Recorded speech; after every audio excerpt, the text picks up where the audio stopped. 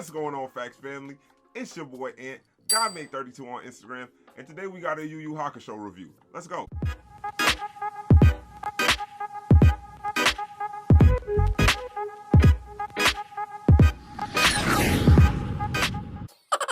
So yeah, guys, let's talk about it. So you guys know more than anybody, I was so excited about this when it was announced, and I was one of the only people that I knew that was as excited for this series. One of the few people that actually watched this series back in the day. So going into it, while the general public wasn't as hot about it as they were for something like a One Piece or even a Cowboy Bebop, I was as excited to see this as I was about those other ones. And I'll tell you something, man, there's a lot of good in this series. Oh my goodness, there's so much in this series that you would love, that you would cherish, but then there's the rest of it, you know? As somebody who watched it back in the day, this was amazing for me, but in so many ways, for every one great step it took forward, for every one great nostalgia hit, there was 3 more that fell short, and I don't know, I want to say they dropped the ball, but I feel like they never really had the ball. The ball was like spinning in their hands like this the whole time, you know? I want to say it's a mess after like the first 2 episodes, man, like, but I'm jumping around here. I don't want to like prime y'all for all of that extra stuff, man. So let's talk about the characters. I want to say from head to toe, all of the characters look amazing. Some more than others, but for the most part, they basically nailed the look of everybody. And I want to say the one that I had the most trepidation with from the trailers turned out to be one of my favorite characters in the series. And it was like that in the original series too, you know what I mean? I'm talking about Kuwabara here, man. This guy was amazing. This guy had so much range. He was hilarious, and I think he played a key role, especially bouncing off of Yusuke in this series.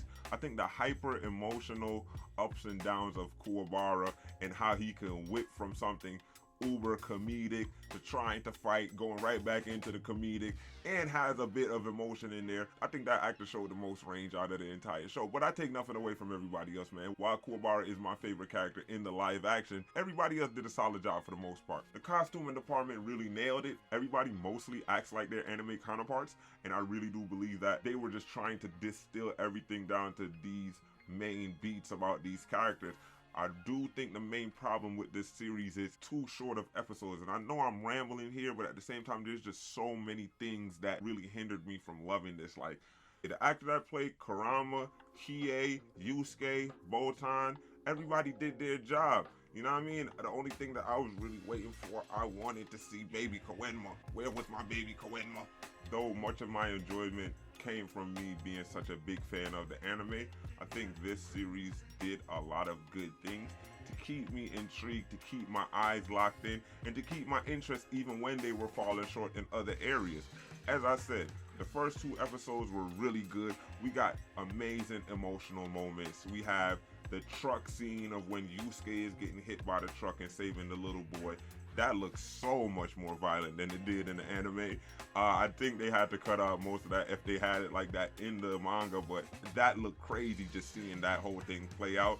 Also, the emotionality of Yusuke's mom.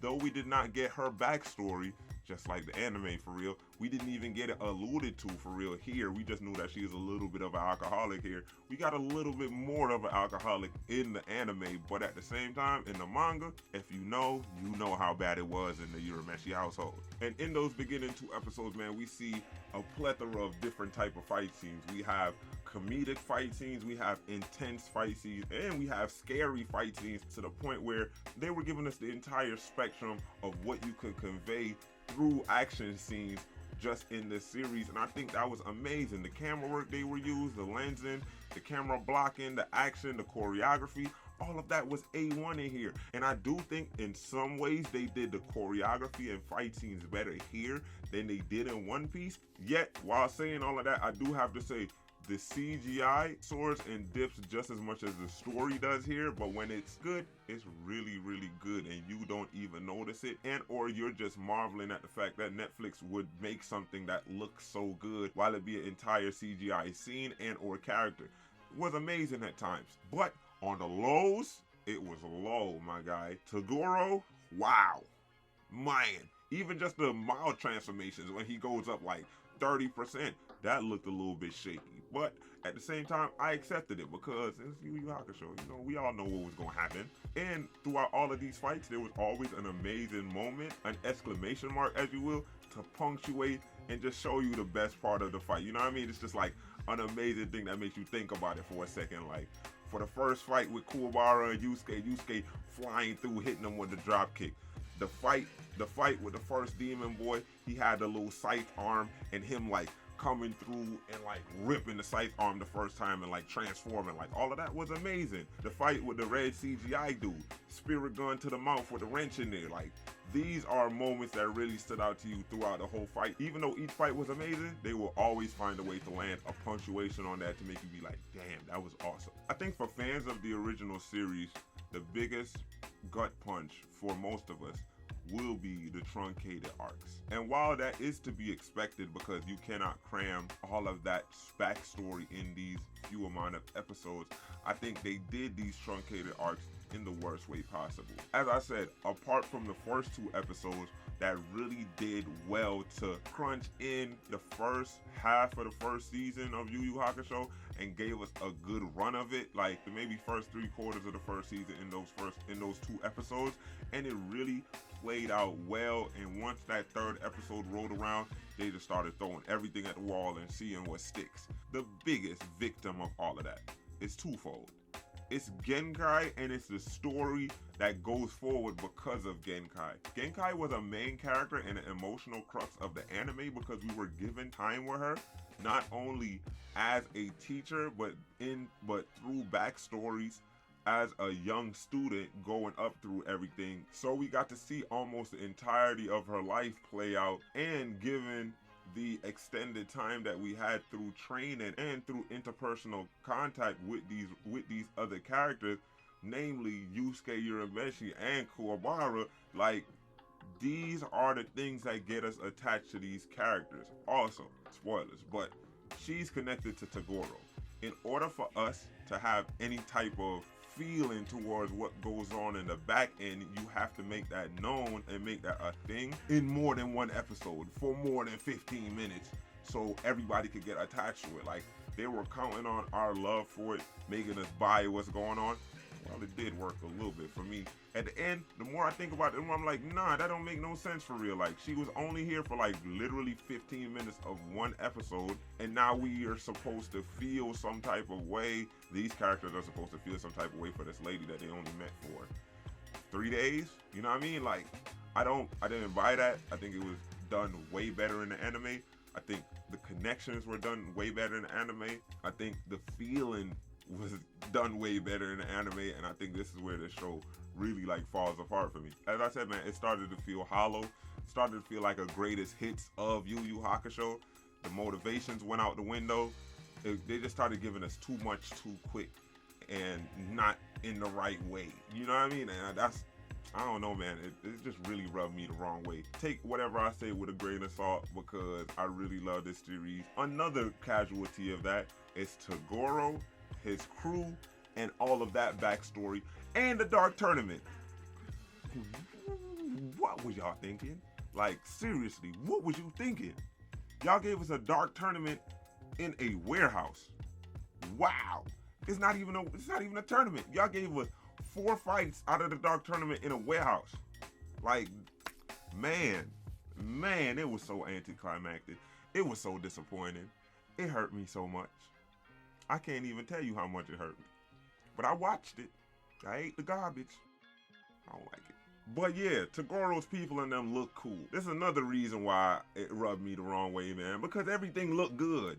It looks good. But then once you make it look like the thing, but then you don't make the thing actually happen, it's gonna rub people the wrong way. Like, amazing characters. They look great. They look the part. And in a couple of scenes, they're actually playing their part from the anime, but at the same time, because you didn't give them the build up, because we don't have the backstory of these other characters, we really don't have a connection there. Like, the closest I got to caring about somebody other than Urameshi and Kuwabara is whatever happened with Kurama. You know what I mean? Like, the whole his story and his mom and all that good stuff, but even that was rushed. But because they gave us the main parts of that story and it played out over a longer period of time, again, in those first 2 episodes, it made sense to me, you know what I mean? And it played out pretty decently. And they couldn't copy that for everybody else. Like, they butchered my man Hiei's story. You feel what I'm saying? Like, they butchered his sister's story. They butchered his character. What was going on with the dragon in his hand? We ain't never even heard about this dragon. He ain't struggle about it. What's good with the eye? We seen the eye open one time. You know what I mean? Like, so many things that like really blew me about this joint, but like, you know what I mean? I soldiered on. And I think the reason why I soldiered on, man, because every time something happened that blew me, every time something happened that like took me out of it, I had to remember that this is a series that I love. And this actual series, the live action is actually really funny. A lot of that humor is coming from Kuwabara and the reactions of people to Yusuke for most of the time. So I really did like that. I think the comedy really carried it through for me. Comedy plus nostalgia, it made me stay. But there were so many times I wanted to cut this off because it was butchering the story so much. You feel what I'm saying? I felt like that scene out of Godfather. Look how they massacred my boy. You know, like, this show was almost great. But there were so many things holding it back from even being good. And while my nostalgia took me through it for the most part and kept me afloat, the more I think about it, the more disappointed I get because of the countless missed opportunities from such an amazing anime and a brilliant manga. But yeah, guys, that's the review from somebody who really liked the original series. What do you think about Yu Yu Hakusho? Jump down in the comments and let me know. Tell me what you thought this series was going to be, and tell me in what way did this series fall short for you. Yeah, guys, if you like what we're doing here, please remember to like and subscribe. It helps us way more than you know, and it helps us beat the YouTube algorithm. And if you want to be notified when we upload new videos, go ahead and click that little bell icon. Thank you.